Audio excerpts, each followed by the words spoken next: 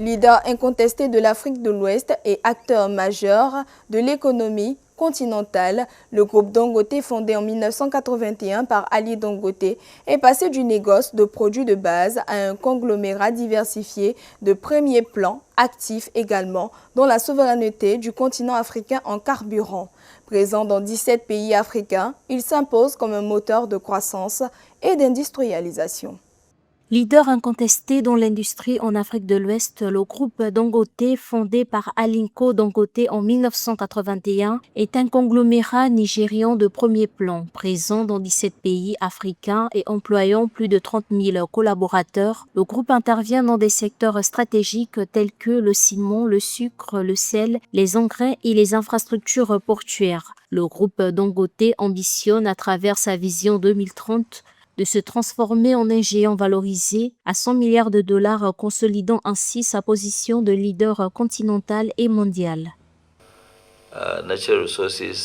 Si les ressources naturelles souterraines ne sont pas exploitées, elles demeurent inertes. C'est pourquoi il est de notre devoir en tant qu'entrepreneurs de montrer l'exemple et d'encourager nos pairs à croire en la possibilité de réaliser l'impossible. Nous avons concrétisé de nombreux projets jugés irréalisables. Prenons l'exemple de la pénurie de sable qui a affecté les pays d'Afrique de l'Est au cours des 8 à 10 dernières années. Nous avons réagi en investissement massivement dans la région, notamment en Éthiopie, en Zambie, en Tanzanie et même jusqu'en Afrique du Sud. Je pense que nous détenons le plus important investissement africain dans ce domaine, avec environ 620 millions de dollars investis rien qu'en Afrique du Sud. Zambia, Tanzania, even Southern Africa.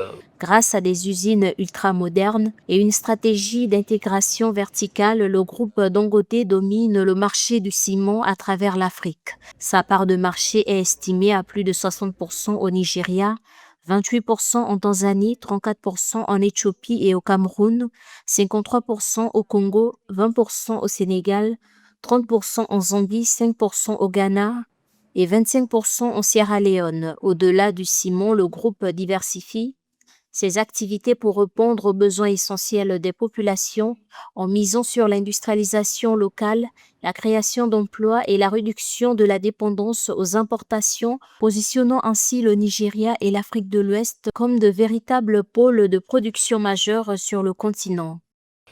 We are now into oil and gas.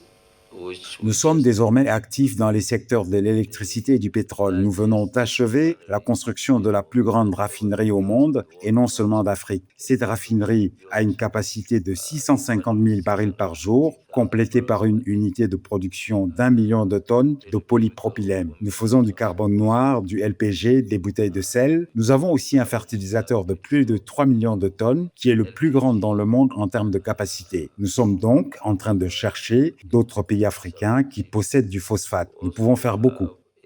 Au cœur de cette dynamique figure la Dangote Petroleum Refinery, la plus grande raffinerie monocuisson du monde située à Lekki près de Lagos au Nigeria. Mise en service en 2024, elle a atteint sa pleine capacité de 650 000 barils par jour en février 2026, produisant essence, diesel, kérosène et produits pétrochimiques de haute qualité. Tout d'abord, vous devez maîtriser ce que vous faites. Vous devez maîtriser votre propre entreprise. Vous ne pouvez pas tout faire par vous-même. Vous devez donc être très concentré et fort, car ce n'est pas facile. Gérer une entreprise n'est pas un jeu de hasard. Vous devez donc avoir une vision. Et dès le début, il faut avoir une idée sur comment concrétiser cette vision.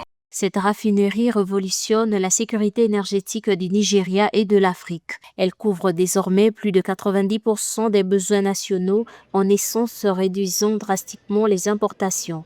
En mars 2026, elle a exporté 456 000 tonnes de produits raffinés, 12 cargaisons vers la Côte d'Ivoire, le Cameroun, la Tanzanie, le Ghana et le Togo, soit environ 90 000 barils par jour vers le continent.